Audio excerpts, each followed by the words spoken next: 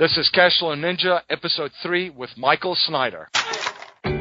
Welcome to the Cashflow Ninja, the podcast empowering and inspiring people to discover how to generate their own income and manage, grow, and protect their own wealth in the new economy. Now, here is your host, MC Laubscher.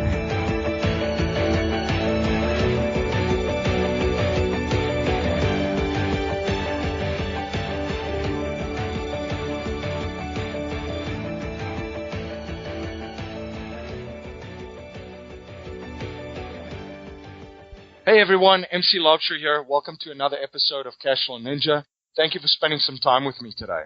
The quality of information we process and have access to have a massive impact on the decisions that we make in every area of our life. Most of us get our information from television, print media, and the internet and social media.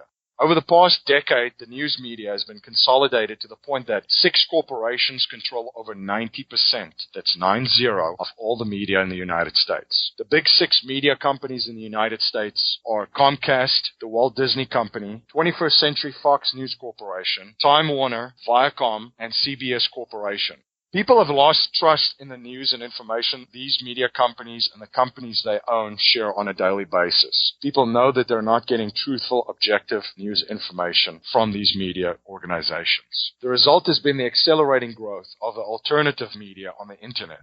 It has really exploded alongside citizen journalism, and with available channels on the internet, you can research information and form your own opinion as opposed to being fed the daily dose of corporate propaganda. Just think of the popularity of news sites like the Drudge Report and InfoWars. To thrive in the new economy, it's really important to really know what is going on, not just in your community, your province or your state, your country, and or your region that you live in, but also around the entire globe. Identifying the key trends is very important to position yourself. My guest today is a great example of someone seeing and identifying some problematic trends and wanted to be a part of the solution, warning people. He pursued his passion for researching economic and geopolitical information and started to write about his research findings in a blog. He is a master at connecting the dots and presents his research in a very unique way, basing his findings on solid evidence and data. This is not information that you will hear in the mainstream information of the big 6 media corporations. He is a great example of someone that's pursued his passion, started small, putting out fantastic content and very well-researched quality articles consistently and stuck with it. His website gets over 1 million impressions per month currently. We've had a very interesting start to 2016 with the Dow Jones Industrial Average stock market in the United States having lost a record number of points within the first 3 weeks, and global stocks have officially entered bear market territory. More than $15 trillion of global stock market wealth has been wiped out since last June. If you've been reading his articles, you know that the markets are simply catching up with economic reality and know what is ahead in 2016. My guest today is Michael Snyder. He is a graduate of the University of Florida Law School, and he worked as an attorney in the heart of Washington, D.C. for a number of years. Today, Michael is best known for his work as the publisher of the Economic Collapse blog. Michael is also the author of the books The Beginning of the End and Get Prepared Now. Just a reminder that you can find all of our past shows, show notes, recommended resources, and join our community at cashflowninja.com. We will post today's show notes at cashflowninja.com/003 with all of the links to the resources discussed during today's episode. During the first 2 months of our podcast, we are giving away a $500 Visa gift card. All you have to do to get entered into the drawing is go to cashflowninja.com/iTunes and rate and review and subscribe to our podcast. If you feel that our shows provided valuable content and information, please share it with family, friends, and anyone that you feel will enjoy it. Hey, this is John Lee Dumas from Entrepreneur on Fire, and you're listening to the Cashflow Ninja podcast with your host, MC Laubscher. You must be prepared to ignite. Well, Michael, welcome to the show. Thank you. It's great to be with you. You recently posted an inspiring article on your blog, the Economic Collapse blog. Do not despise small beginnings, an incredible true story that you may find hard to believe. Can you tell my listeners a little bit about your background and journey and what inspired you to investigate the economy and global trends?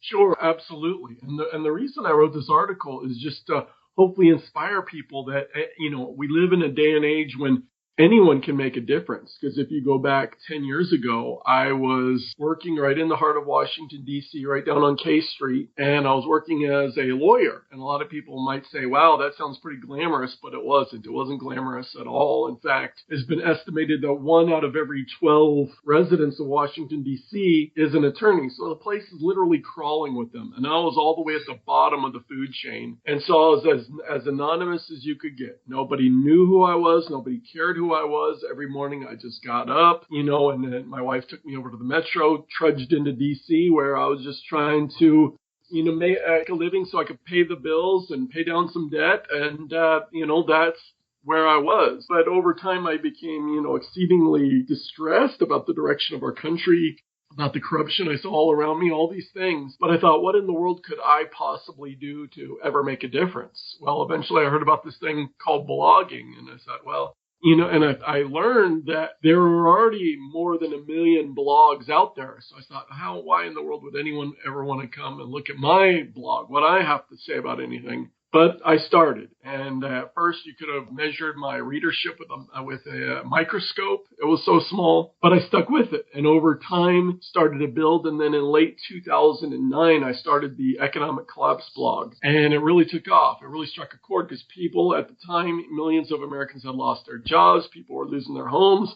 And people knew they weren't getting the truth from the mainstream media. So they're seeking out alternative sources of information. And a lot of people started coming my way. And so since that time, the audience has just continued to keep building. And today, of course, is extremely large. But it just shows that anyone can do it. And you don't have to, have a website. You don't have to have a blog. Not everyone's talent is writing, but we all have a gift. We all have abilities. We all have things that we can share. And thankfully, the internet has provided a forum where an ordinary person such as myself can communicate on a mass scale with people literally all over the planet that never really was possible before. So we really live at a unique time, and the power of the internet really gives us some unique opportunities. It's a very exciting time to be alive, and I think a very big takeaway for my listeners here too, especially living in this life that we live in of instant gratification, is you started, you followed your passion, and you keep putting out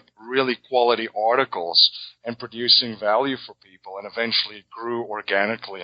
Yeah, it's there's very, very few overnight success stories. Most people that you got to start small, you got to work, and then you got to work some more. It took a lot of blood, sweat, and tears, a lot of extremely long days, especially at the beginning for my wife and I and what we're doing. But eventually, we got there. But the key is, and where most people fail, is most people, give up if something doesn't work out pretty quickly. So the key is just don't give up, to keep going. And of course, you learn from your mistakes, and you look for how, if something's not working, maybe, move in a slightly different direction. But the key for us is that we just did not ever give up. Definitely is a very inspiring story. Well, 2016 has been off to an interesting start, to say the least.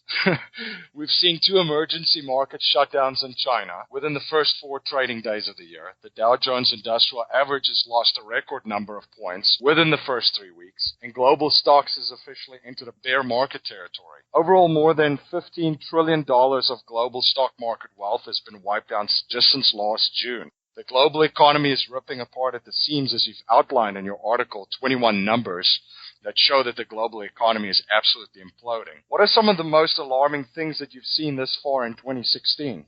Yeah, well, I think many of the numbers that you just mentioned, we go back to the middle of 2015, and I warned my readers, I said, hey, it looks like we're headed into a crisis, and that's exactly what happened. We've seen global stocks plummet all over the planet. In fact, just a couple weeks ago, CNBC and all over the mainstream news, they told us global stocks have entered a bear market. And many of your listeners are probably already aware of bear market. Well, that's approximately 20% down. So at that point, we had already lost 1/5 of all global stock market wealth. We only had 4/5 left. And so then, right. It's pretty remarkable. And then we learned that global stocks had lost a total of $16.5 trillion in terms of global stock market wealth wiped out. That doesn't even count junk bonds or oil or other commodities, anything like that. So that's a tremendous amount of wealth to be wiped out. Now, since that time, we've had a little bit of a bounce back, and then yesterday was down. So, there's ups and downs.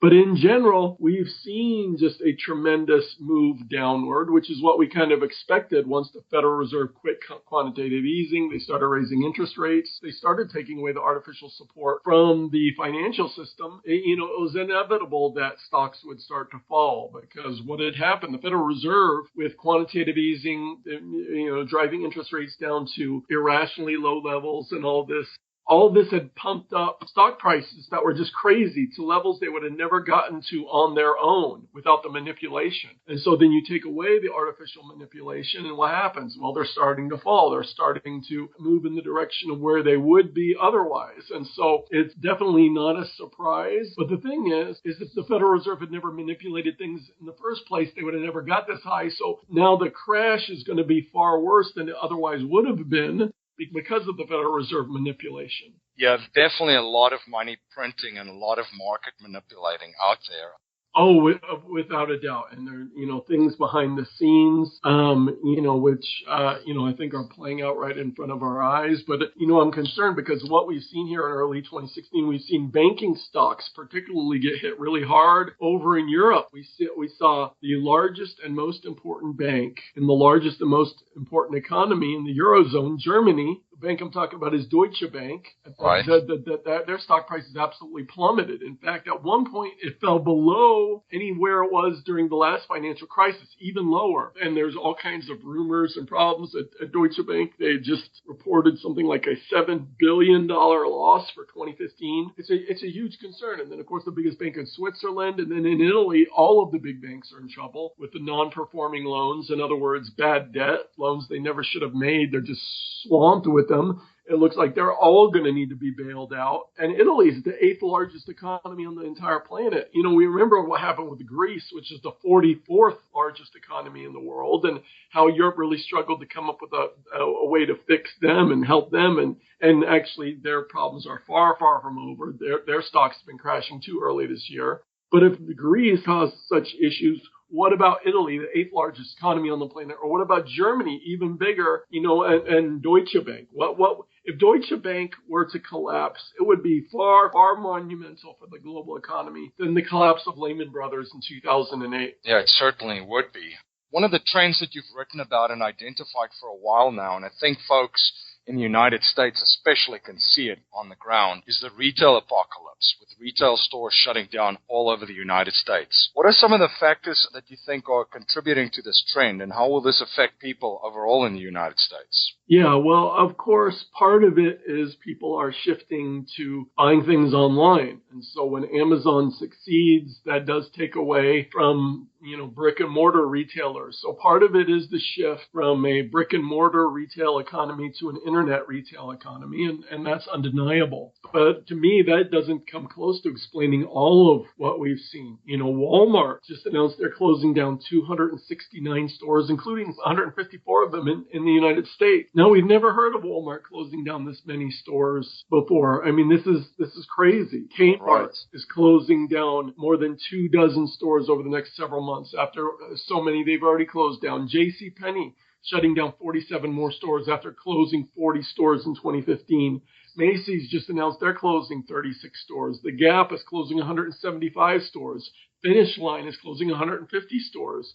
So we're seeing this happen all over the country. I just saw an article yesterday. Sports Authority, the sports equipment chain, it looks like they're going to be filing for bankruptcy, the entire chain. Wow. So we're seeing economic activity. The consumer is stressed. You just can't keep squeezing blood from a rock. Our paychecks have been stagnating. The cost of living keeps going up. The middle class is declining. In fact, 2015 was the first year ever in the history of the United States when the middle class was a minority. Only 49% of all Americans were middle class in 2015. So when you add up the rich and the poor, they now outnumber the middle class. We've never seen this before. And of course, it's the middle class that fuels consumer spending. So this retail apocalypse seems to be accelerating. It's a major problem. And I believe what we've seen so far is just the tip of the iceberg. What are some of the other challenges that you think the middle class is facing, and some of the reasons why they keep on shrinking and shrinking? Yeah, well, one of the big things is the lack of good jobs. In order to have a thriving middle class, you've got to have middle class jobs. Fortunately, we've seen millions and millions of jobs shipped overseas in recent years as corporations want to shift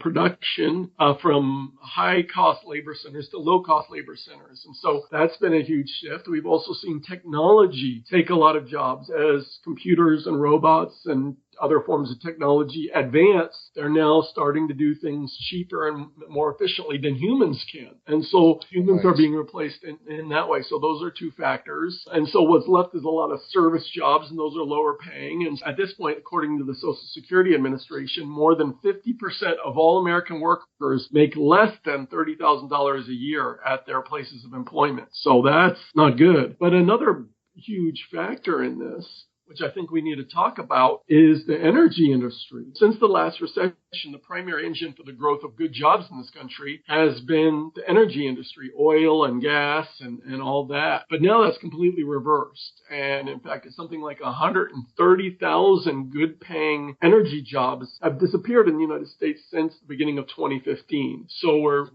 and those are middle-class jobs. Those are exactly the kind of jobs that we need to have a middle class. So those jobs are imploding because of the crash in the price of oil. Unemployment is definitely on the radar. So we keep hearing from the mainstream media sources, though, that unemployment is not that bad and approximately hovering around 5%. But if we take a little closer look at unemployment, I see that the labor participation rate is around 62.6%. It's lowest in 38 years. Can you explain to my listeners why the official unemployment numbers are not accurate?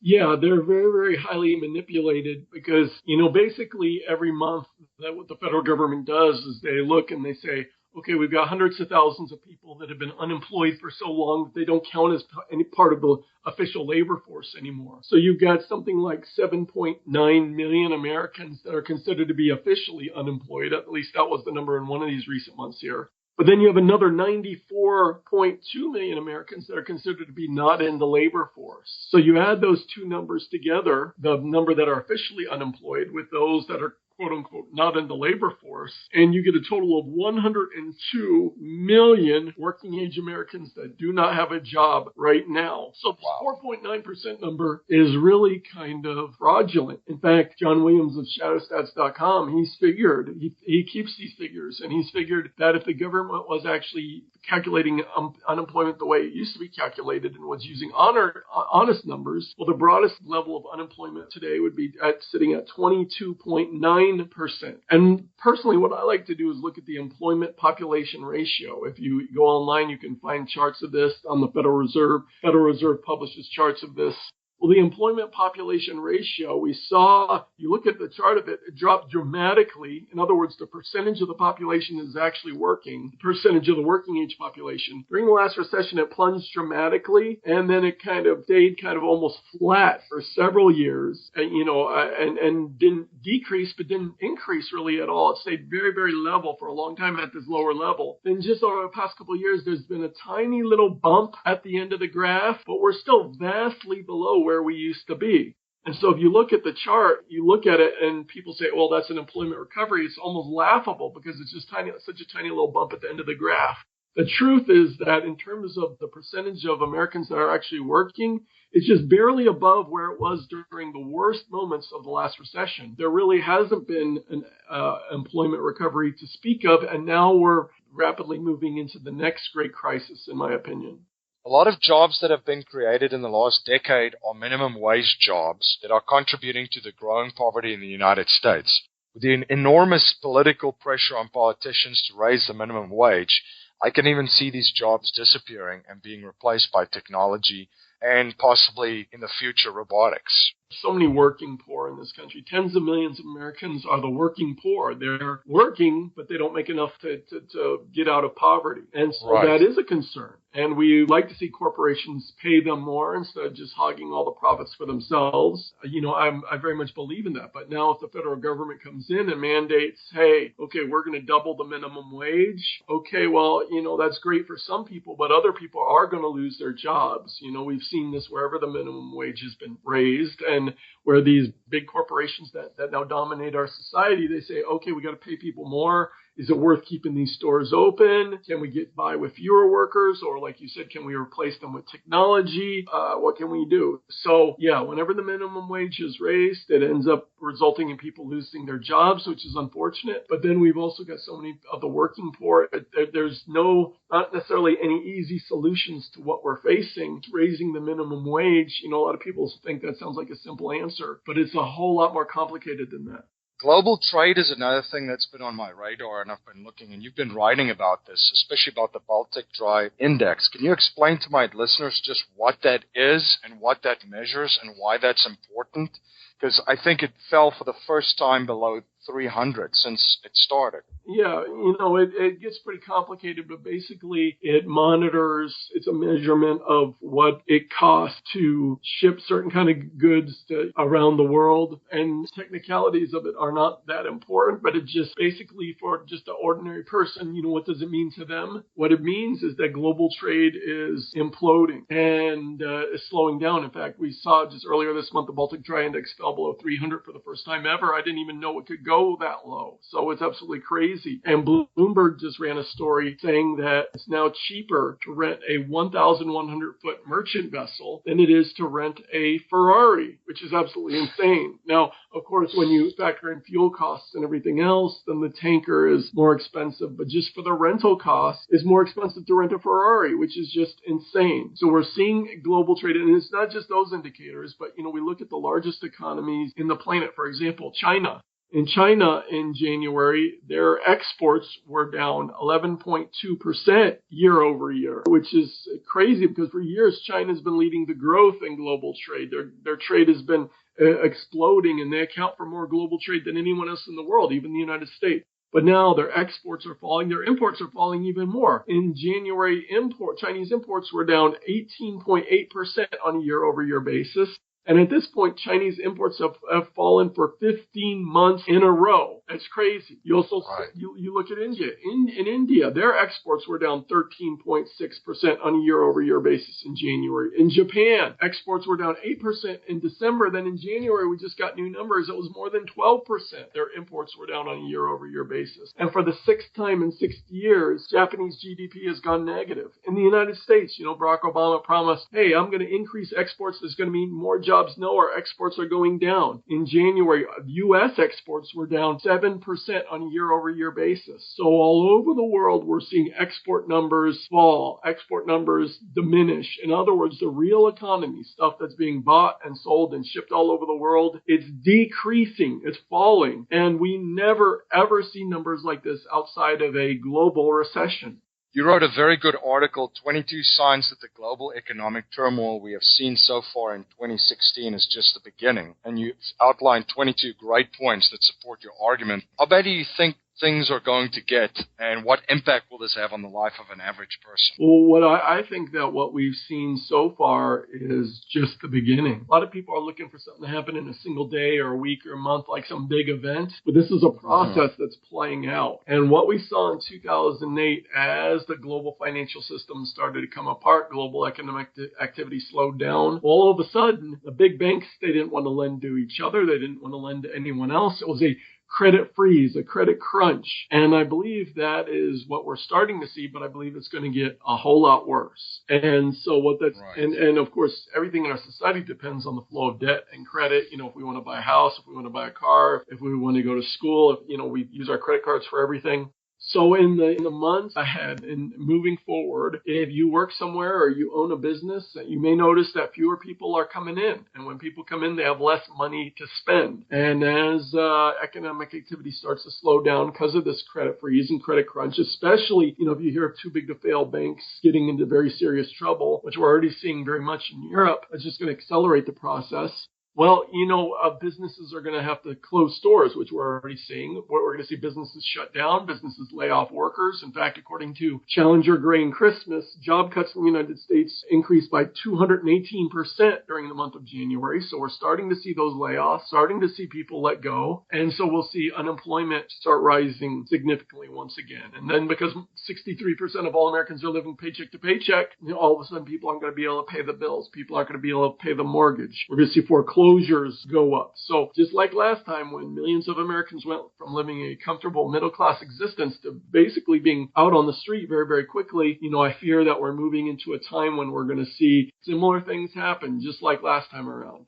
Yeah, they say that 43% of Americans are spending more than what they make right now. Yeah, so many families, they're just barely trying to scrape by month to month. A lot of them, they're spending more than they make, and that means going into even more debt. And so, we've got debt levels at record highs, in terms of consumer debt, corporate debt, and of course, state and local government, and then the federal government is the worst of all now, up around $18 trillion. And so in our society as a whole, you go back about 40 years ago, we were the whole ball of wax, all forms of debt, when you add them all together, 40 years ago, it was about $3 trillion.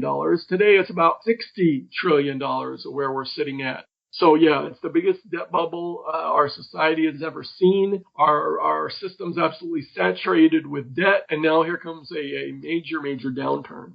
And $1 trillion in student debt. What advice would you give high school students that are considering to attend college and taking on large amount of student debt? Well, you really do need to do a cost-benefit analysis. In the old days, when I was growing up, all the counselors, the teachers, my parents, everyone else, they just said, go to the best school you can possibly get into. Don't even think about how much it'll cost. When you get out, you'll get a great job. You can pay off, whatever debts you incur very, very easily. And so everyone was just pushed in that direction. But I think today, of course, the cost of a college education has just skyrocketed over the past few decades, as has student loan debt. And so a lot of people, they get out of school, they've just got tens of thousands of dollars of student loan debt, but then the good jobs that they were promised aren't materializing. So we've already got just millions upon millions of college graduates. They come out and they're already financially hamstrung, financially crippled before they even get into the real world. So,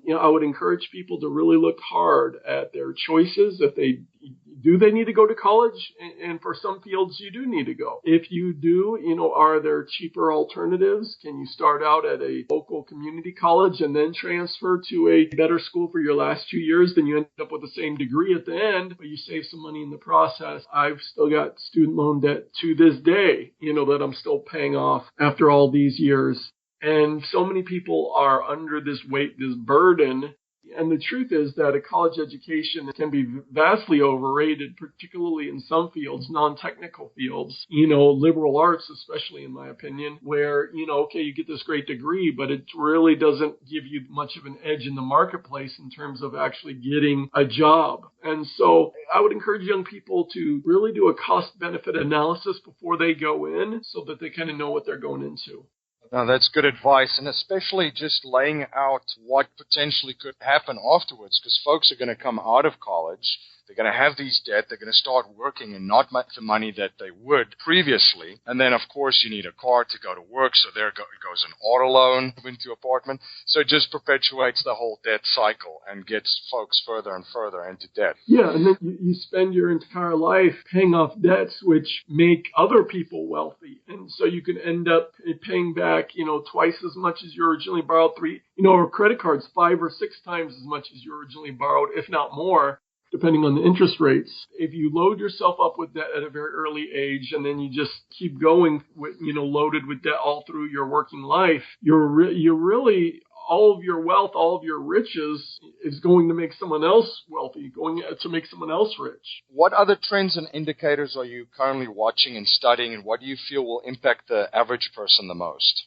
One thing that alarmed me was junk bonds. I saw junk bonds crash just before stocks did in 2008, and now it's happening again. And there's an ETF that I watch. It goes by the letters JNK. It crashed prior to stocks in the last crisis, but then it recovered. And since the end of the last recession up until just recently, it had traded in a range of about 36 to 42. But then in December, it fell through 35 and it kept going. Then it went through 34, went through 33, and today it's around 32 and a half.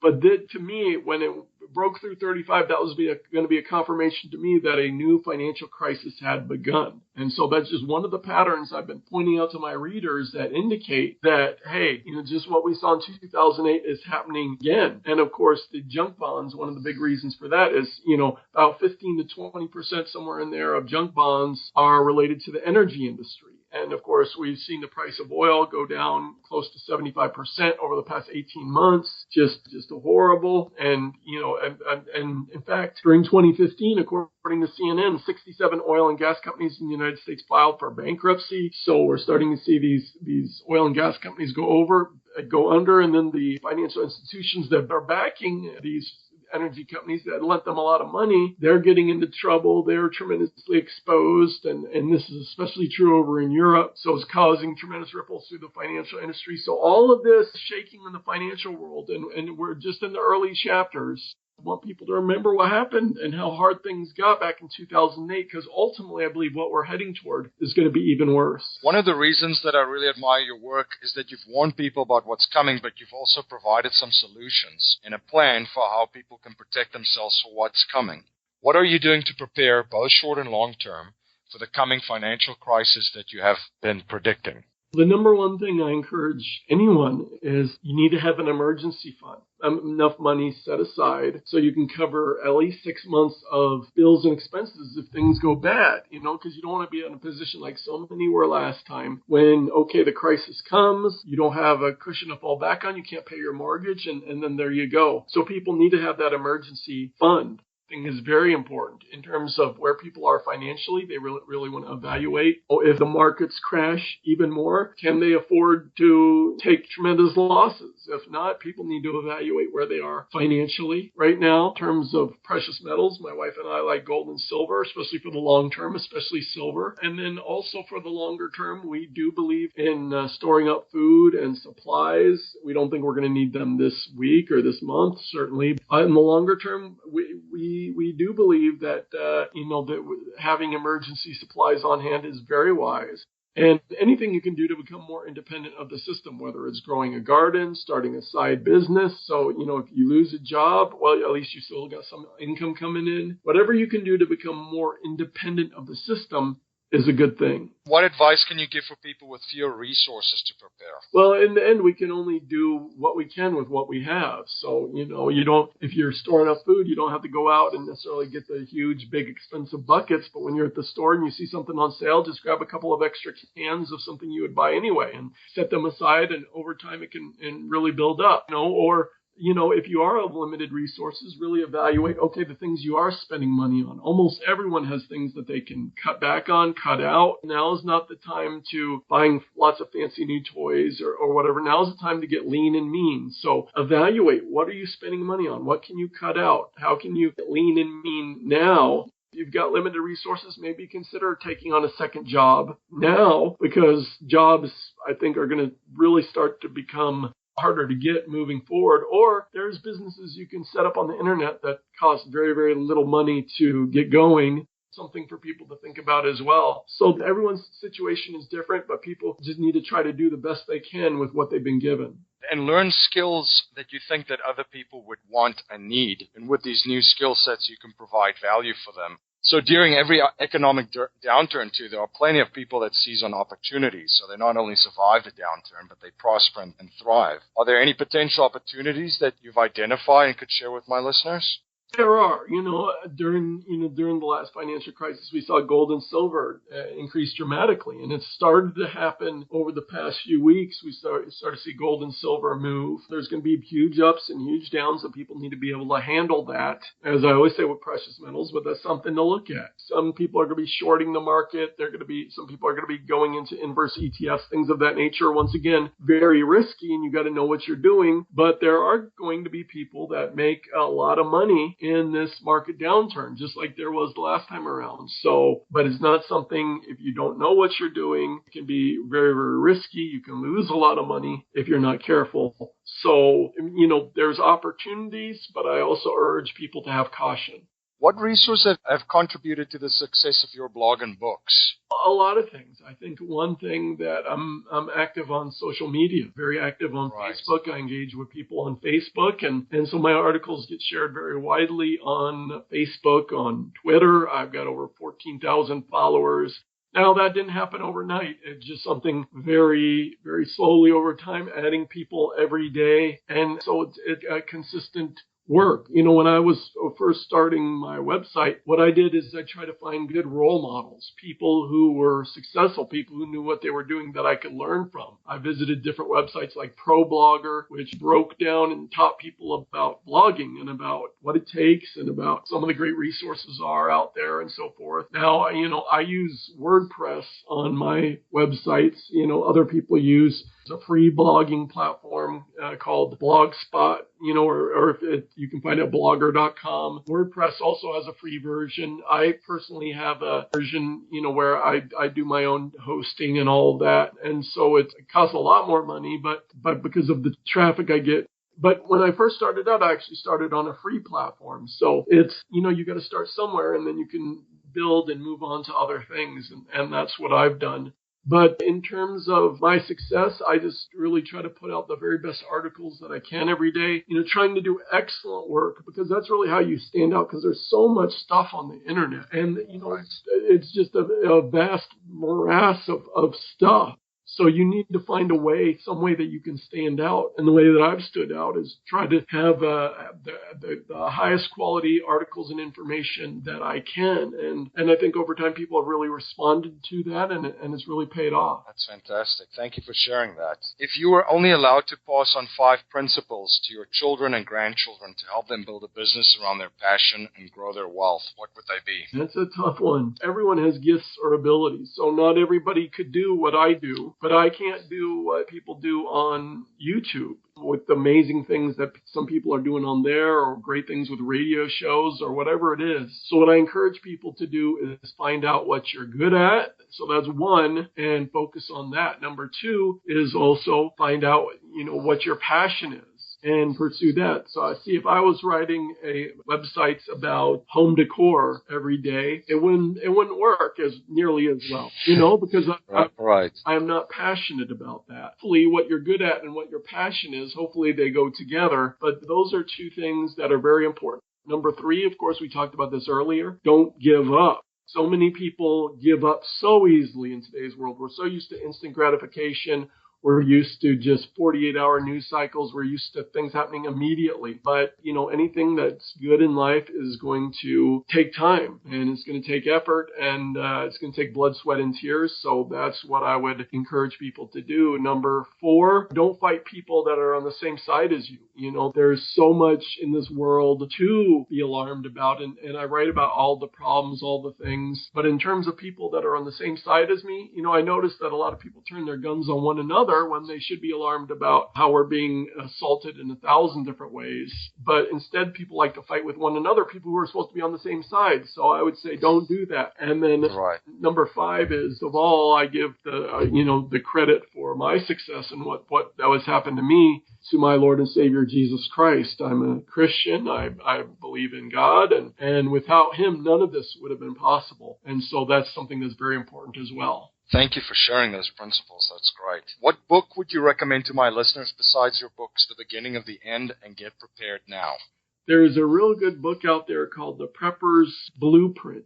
It's written by Tess Pennington. And for people who want to get prepared for the real challenging times that are coming, that's one that I would suggest, because it kind of lays out like a blueprint what you need to do: food storage, water storage, home security, all these things, really soup to nuts, A to Z. It kind of lays it all out there in terms of what people need to be thinking about when things get really crazy in our society, which I believe they're going to. So if people want to check that out, I would highly recommend it. How can my audience learn more about you, your books, and your blogs? My primary website, the website I'm primarily known for, is the economiccollapseblog.com. If you can just go to Google and type in The Economic Collapse, it's the first result that comes up. There you can find links to my books and everything else. I also have a website called endoftheamericandream.com. If you just go to Google and type in End of the American Dream, it's the first result that comes up. And if you want to find all my writing in one central place, along with a lot of the other most important headlines of the day, you can go to themostimportantnews.com, or if you just go to Google and type in the most important news, it's the first result that comes up. And then, of course, my books, The Beginning of the End, which is my novel, Get Prepared Now. And then I've also got a new book, which is going to be coming out in late March, which I'm not ready to release the title yet, but you're going to be able to find all those on Amazon.com. Thank you so much for coming on the show, Michael, and sharing your journey. I think you've provided a wealth of information for my listeners, and thank you for continuously putting out quality articles. I look forward to them every day. Oh, thank you so much for having me on and your encouraging words, and I enjoyed our discussion. And so once again, thank you for inviting me. Thank you for joining me and my guest, Michael Snyder, on today's episode. Just a reminder that you can find all of our past shows, show notes, and recommended resources, and join our community at cashflowninja.com. During the first 2 months of our podcast, we are giving away a $500 Visa gift card. All you have to do to get entered into the drawing is go to cashflowninja.com/iTunes and rate, review, and subscribe to our podcast. Please help us spread the word of our show. If you feel that our show has provided valuable content and information, please share it with family, friends, and anyone that you feel will enjoy it. Until next time, live a life of passion and purpose on your terms. You have been listening to the Cashflow Ninja with your host, MC Laubscher, the podcast empowering and inspiring people to discover how to generate their own income and manage, grow, and protect their own wealth in the new economy. Today's show notes and resources are available on our website, cashflowninja.com. This presentation is for educational and informational purposes only. The information being presented and considered does not consider your particular financial objectives or situation, and it does not make personalized recommendations. This material is not intended to replace the advice of a qualified tax and legal advisor or other qualified professionals, and you should not use the information in place of a customized consultation with a licensed professional regarding your specific personal financial objective, situation, and needs. We believe the information provided is reliable, but we do not guarantee its accuracy, timeliness, or completeness.